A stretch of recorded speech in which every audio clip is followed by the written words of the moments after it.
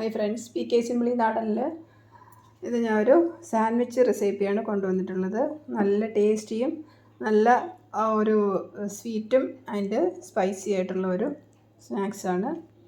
ഇത് ചെയ്യാൻ ഈസിയാണ്, നല്ല ഹെൽത്തിയാണ്. ഇത് കഴിക്കാൻ നല്ല ടേസ്റ്റ് ഉണ്ടാവും. ബ്രെഡും മറ്റ് സാൻഡ്വിച്ചൊക്കെ കഴിക്കാത്ത ആൾക്കാർക്ക്, പിള്ളേർക്ക് ഇതുപോലെ ഒരു സ്വീറ്റ് ആൻഡ് സ്പൈസി ചെയ്ത് കൊടുക്കുമ്പോൾ എല്ലാവർക്കും ഇഷ്ടപ്പെടും. അപ്പോൾ എല്ലാവരും ഇത് കഴിക്കുകയും ചെയ്യും. ബ്രേക്ക് ടൈമിലോ ഡിന്നറിനോ എപ്പോൾ വേണമെങ്കിലും നമുക്ക് ഇത് ചെയ്ത് കൊടുക്കാം.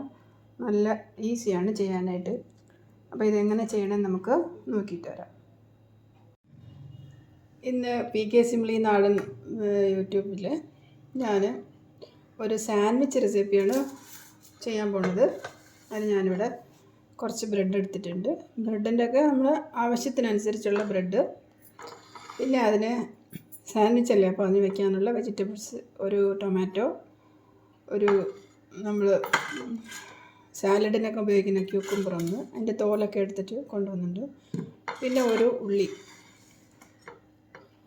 ഉള്ളിയൊക്കെ നമുക്ക് ഇഷ്ടമാണെങ്കിൽ വച്ചാൽ മതി, അല്ലാതെ ഇത് രണ്ടും കൂടെ വച്ചാലും മതി. അത് കഴിഞ്ഞ് ഞാനിവിടെ ഒരു ഹെൽത്തി ചമ്മന്തിയാണ് ഇതിന് ചെയ്യണത്. നമ്മൾ സാൻഡ്വിച്ചിന് ഒരു ബ്രെഡിൽ നമ്മൾ ജാം തേക്കാം. അപ്പോൾ നല്ല സ്പൈസിയും സ്വീറ്റുമായിട്ടുള്ള ഒരു സാൻഡ്വിച്ചാണത്. അപ്പോൾ അതിന് കുറച്ച് നമ്മളൊരു ജാം എടുത്തിട്ടുണ്ട്. എന്ത് ജാം, മിക്സഡ് ഫ്രൂട്ട് ജാമോ അല്ല സാധാരണ ആപ്പിൾ ജാമോ, ഏതെങ്കിലും ഒരു ജാം അതിഷ്ടമാണെങ്കിൽ മാത്രം. പിന്നെ നെയ്യ് എടുത്തിട്ടുണ്ട്. നെയ്യൊക്കെ നമ്മൾ റോസ്റ്റ് ചെയ്യാൻ വേണ്ടിയിട്ട്, ബ്രെഡ് റോസ്റ്റ് ചെയ്യാൻ വേണ്ടിയിട്ടാണ്. ഞാനിവിടെ കൊത്തമല്ലി ചട്നിയാണ് ഞാൻ ചെയ്യാൻ പോണത്. ചട്നിയല്ല, ചമ്മന്തിയാണ്. ഇത് കട്ടിയായിട്ട് വേണം അരച്ചെടുക്കാൻ. നമ്മൾ സാധാരണ ചോറിൻ്റെ കൂടെ ചമ്മന്തി ഉണ്ടാക്കില്ല, അതുപോലെ ഇത് അരച്ചെടുക്കണം. അതിന് ഞാനിവിടെ കുറച്ച് കറിവേപ്പില, ഒരു കെട്ട് മല്ലി എടുത്തിട്ടുണ്ട്. ഇത് നല്ലോണം കഴുകി പൊടിയായിട്ട് അരിഞ്ഞ് കൊണ്ടുവന്നതാണ്. അങ്ങനെ എരിവിനനുസരിച്ച് പച്ചമുളക്, നമ്മുടെ എരിവ് എത്ര നമുക്ക് ആവശ്യമാണോ അതിനനുസരിച്ചുള്ള പച്ചമുളക്, കുറച്ച് ചെറിയ ഉള്ളി, തേങ്ങ നമുക്ക് ആവശ്യമാണെങ്കിൽ ഇട്ടാൽ മതി. തേങ്ങ ഇടുമ്പോൾ കുറച്ചും കൂടെ ഒരു ടേസ്റ്റ് ഉണ്ടാവും. ഈ ചമ്മന്തി നമുക്ക് സാൻഡ്വിച്ചിന് ഉപയോഗിക്കാം, ചോറിന് ഉപയോഗിക്കാം. ചോറ്, ദോശ, ഇഡ്ഡലി എല്ലാത്തിനും ഉപയോഗിക്കാം അത്. അപ്പോൾ ഇത്തിരി തേങ്ങയോടെ എടുക്കുമ്പോൾ നന്നായിട്ടും. തേങ്ങയില്ല, ഇത് ഇത്രയും മാത്രം അരച്ചാലും കുഴപ്പമില്ല. പിന്നെ ഒരു ശകലം പുളി, ഈ കൊത്തമല്ലി എത്ര അളവുണ്ടോ അതിനനുസരിച്ച്, ബാക്കി അരയ്ക്കുന്ന സാധനങ്ങൾ എത്ര അളവുണ്ടോ അതിനനുസരിച്ച് പുളി. ഒരുപാട് പുളി ഇട്ടാലും പുളി അധികമാകും, അത് കുറച്ച്. പിന്നെ ഞാൻ ചെറിയ പീസ് കുറച്ച് ഇഞ്ചി എടുത്തിട്ടുണ്ട്. ഇത് ചെറുതായിട്ട് അരിയണം ഇത്. അപ്പോൾ ഇതെല്ലാം കൂടെ നമുക്കൊന്ന് നല്ലോണം ഒന്ന് അരച്ചെടുത്തിട്ട് ഇതിൻ്റെ കൂടെ നമുക്ക് അരയ്ക്കാൻ ഇടുമ്പോൾ ഉപ്പും കൂടെ ചേർക്കണം. നമുക്കിതെല്ലാം കൂടെ മിക്സിയിലോട്ട് ഇടാം. ഈ പുതിന, കൊത്തമല്ലി, കറിവേപ്പിലയൊക്കെ നമ്മൾ ഇതിൻ്റെ കൂടെ കുറച്ച് കറിവേപ്പില എടുത്തിട്ടുണ്ട്. ഇതെല്ലാം അരയ്ക്കുമ്പോൾ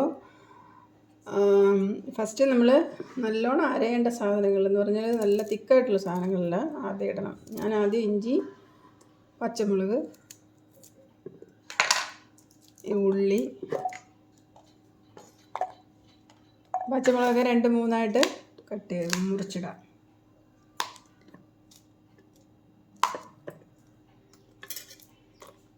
തേങ്ങ, പുളി, ഇതെല്ലാം കൂടെ ഒരുമിച്ചിട്ടൊന്ന് ക്രഷ് ചെയ്തിട്ട്, ഇത് കുറച്ച് വലുതായിട്ടല്ലേ ഉള്ളത്, അപ്പോൾ തേങ്ങ തിരിയതല്ലോ, ഞാൻ ഇത് കട്ട് ചെയ്തെടുത്തതാണ്. അപ്പോൾ ഇതെല്ലാം കൂടെ ഇട്ടൊന്ന് ക്രഷ് ചെയ്തതിന് ശേഷം നമ്മൾ ഈ ഇലകളിടുമ്പോൾ നല്ലോണം അരഞ്ഞ് കിട്ടും.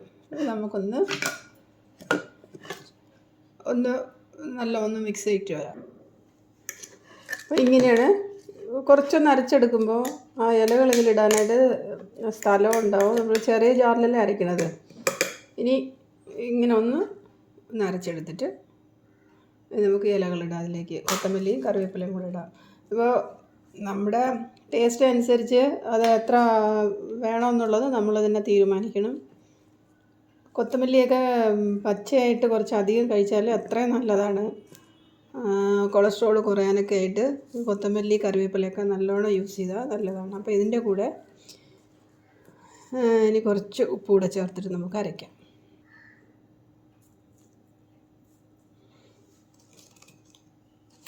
ഈ ചമ്മന്തിയിൽ വെള്ളം ഒഴിക്കാൻ പാടില്ല. അരഞ്ഞില്ല എന്നുണ്ടെങ്കിൽ കുറച്ച് വെള്ളം ഒന്ന് തളിച്ചാൽ മാത്രം മതി. നമ്മൾ സാൻഡ്വിച്ചിന് ഉപയോഗിക്കാൻ വേണ്ടിയിട്ടുള്ളതല്ല, അതെല്ലാം ചോറിൻ്റെ കൂടെയൊക്കെ ഉപയോഗിക്കാൻ വേണ്ടിയിട്ടാണ് നല്ല കട്ടിയായിട്ട് തന്നെ അരച്ചെടുക്കണം. ഇത് നല്ലോണം ഒന്ന് അരച്ചെടുത്തിട്ട് വരാം. ഫസ്റ്റ് പാർട്ട് നല്ലോണം അരഞ്ഞിട്ടുണ്ട്. അപ്പോൾ അതിൻ്റെ കൂടെ ഈ ബാക്കിയുള്ളതും കൂടെ നമുക്ക് എടുത്ത് വയ്ക്കാം.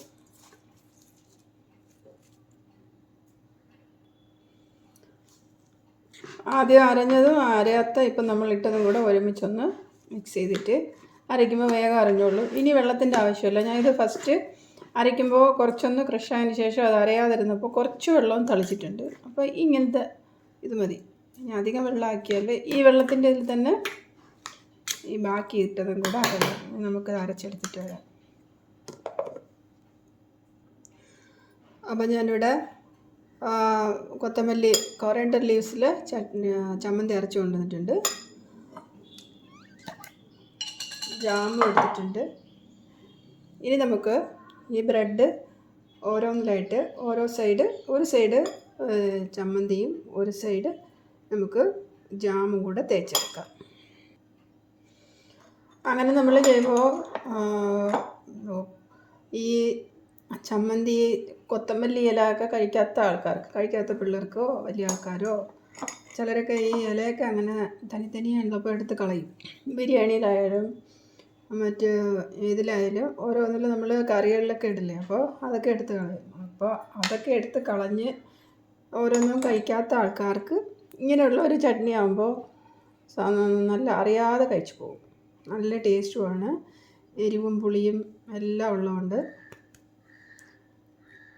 നല്ല ഹെൽത്തിയാണ്. ബ്രേക്ക് ടൈമിലോ വൈകുന്നേരങ്ങളിലോ ഇപ്പോൾ രാത്രി ഡിന്നറിന് കൂടെ നമ്മൾ ഇതാക്കാം. ഇപ്പോൾ ഇത് ഡയബറ്റിക്കൊക്കെ ആണെങ്കിൽ ജാം ഉപയോഗിക്കേണ്ട, ജാമില്ലാണ്ട് ഇത് തന്നെ വെച്ചിട്ട് നമുക്ക്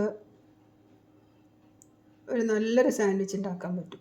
ഇതിലിപ്പോൾ ചമ്മന്തി കുറച്ച് അധികം ചേർത്താൽ അതിൻ്റെ ഹെൽത്തി ആയിട്ടുള്ള ഇലകളെല്ലാം നമുക്ക് അറിയാതെ ഉള്ളിൽ പൊക്കോളും. ഇനി ഇതിലേക്ക് നമുക്ക് ഞാൻ ഒരു തക്കാളിയുടെ ഒരു പീസ്, വെള്ളരിക്ക വലുതാണെങ്കിൽ ഒരേ ഒരു പീസ് വെച്ചാൽ മതി, പിന്നെ ഒരു ഉള്ളി, ഇതെല്ലാം കൂടെ വെച്ചിട്ട്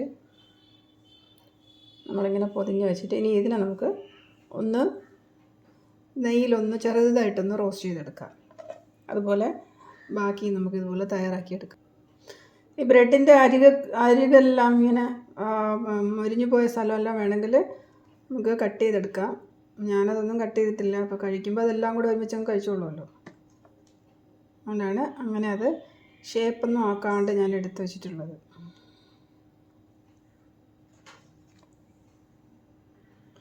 അപ്പോൾ ഞാൻ ഇവിടെ എല്ലാം റെഡിയാക്കി വെച്ചിട്ടുണ്ട്. ഇനി ഇതിനെ നമുക്ക് ഒന്ന് റോസ്റ്റ് ചെയ്തെടുക്കണം. ഞാനിവിടെ ഒരു പാൻ വെച്ച്, പാൻ ചൂടായിട്ടുണ്ട്. അതിലേക്ക് ഒരു 1/2 സ്പൂൺ നെയ്യ് ഒഴിക്കാം. നെയ്യ് ഒഴിച്ച് ഒന്ന് ചുറ്റിച്ച് എല്ലടും. നെയ്യില്ലെങ്കിൽ ബട്ടർ വേണമെങ്കിൽ ഇടാം. അപ്പോൾ ഞാനിവിടെ നെയ്യാണ് ഉപയോഗിച്ചത്. ഒരു പീസ് വെച്ച് നമുക്ക് 2 സൈഡും മുരിച്ചെടുക്കാം.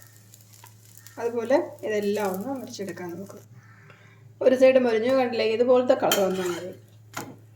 അധികം കരിയാൻ വെക്കണ്ട. ആ തണുപ്പൊന്ന് മാറ്റിയെടുക്കാൻ വേണ്ടിയിട്ട് മാത്രം. അടുത്ത് ഇന്നൊന്നിടാം.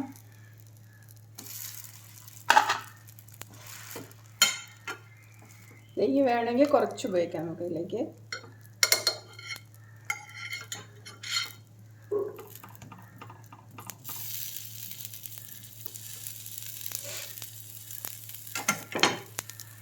എല്ലായിടം പോയിക്കെല്ലാം നമുക്കൊന്ന് ചരിച്ചാൽ അതെങ്ങനെ ഉണ്ടാകും ഒന്ന് നല്ലവണ്ണം മുരിച്ചെടുക്കാം. ഇതുപോലെ എല്ലാം നമുക്ക് മുരിച്ചെടുക്കാം. നല്ല ഒന്ന് അമുക്കി വയ്ക്കുമ്പോൾ നല്ലവണ്ണം സെറ്റായിക്കൊള്ളും.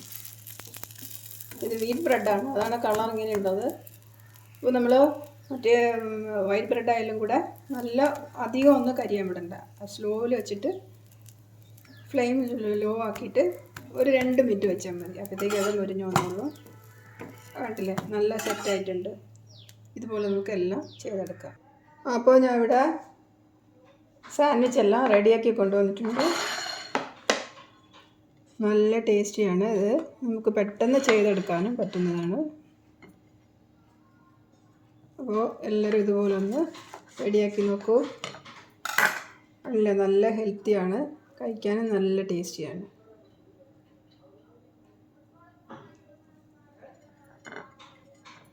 നല്ല മണമുണ്ട് ആ കൊത്തമല്ലിയും കറിവേപ്പിലയൊക്കെ നമ്മൾ വെച്ച് അരച്ച് ആ ചമ്മന്തിയിൽ ഇതായതുകൊണ്ട് നമ്മൾ റോസ്റ്റ് ചെയ്തെടുക്കുമ്പോൾ അധികം വെന്ത് പോകുന്നില്ല.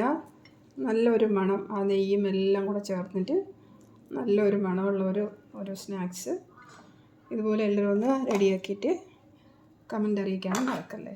അപ്പോൾ ഇനിയും ഇതുപോലുള്ള നല്ല നല്ല വെറൈറ്റി ആയിട്ടുള്ള ഡിഷസ് കൊണ്ടുവരുമായിരിക്കും. Thank you. കണ്ടില്ലേ, നന്നായിട്ട് ഒരു സൈഡ് സ്വീറ്റും ഒരു സൈഡ് നല്ല സ്പൈസിയും.